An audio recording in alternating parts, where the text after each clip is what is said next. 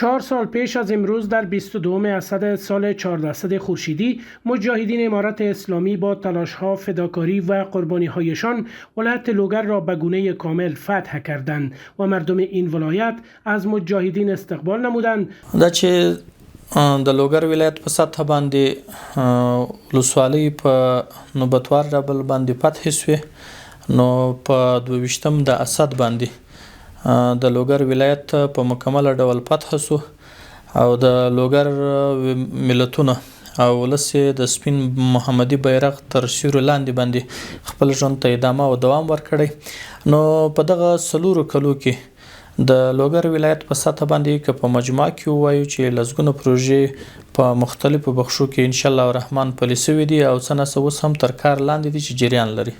در عین حال باشندگان ولایت لوگر میگویند که دقیقاً در 22 اسد سال 1400 خورشیدی یک بار دیگر دروازه های امید برای مردم باز شد و از ظلم و ستم وحشیان اشغالگر رهایی یافتند. والله الحمد امروز شاهد یک نظام قدرتمند، یک نظام 100% اسلامی در افغانستان حاکم است و ملت افغانستان و مردم افغانستان با امید امین روز بودند.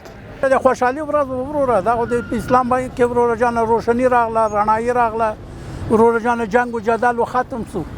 نو دا د موږ خوشحالي، دا د موږ یو اختر وو. قابل یادآوری است که 4 سال قبل در چنین روزی نیروهای امنیتی اشغالگر در نتیجه مبارزه مجاهدین امارت اسلامی در لوگر فرو پاشید و بیرق سفید رنگ محمدی در وجب خاک لوگر زمین به اهتزاز درآمد.